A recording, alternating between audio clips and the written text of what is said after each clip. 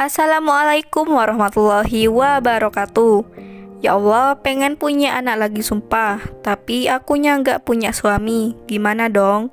Begitu curhatan dan postingan Mbak Dila di media sosialnya. Untuk kalian yang ingin berkenalan dengan janda cantik dan kaya ini, mari kita simak sedikit profilnya. Siapa tahu kalianlah salah satu jodoh yang cocok untuk Mbak Dila ini. Namun, sebelum melanjutkan video ini, alangkah baiknya untuk menekan tombol like dan menekan tombol subscribe. Dan saya doakan semoga Anda yang menekan tombol subscribe selalu diberikan kesehatan, kesejahteraan, dan dimudahkan segala urusannya. Amin amin Allahumma amin. Sejujurnya aku tuh pengen punya suami lagi, bisa membangun rumah tangga yang bahagia. Nah, tapi masalahnya apakah masih ada lelaki yang mau menikah denganku yang berstatuskan janda ini, Mas?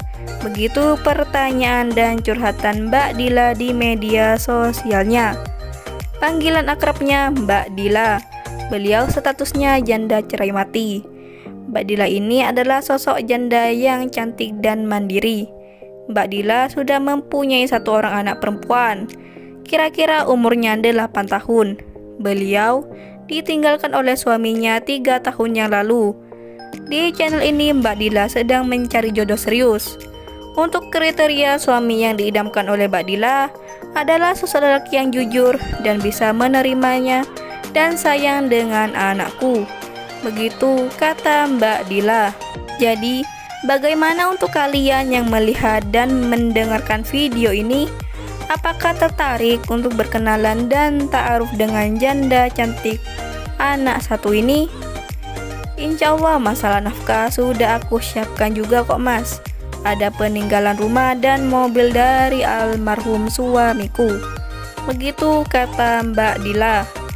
Dan untuk kalian yang ingin menitipkan salam, silahkan tulis di kolom komentar supaya Mbak Dila bisa melihat dan menghubungi kalian secara langsung.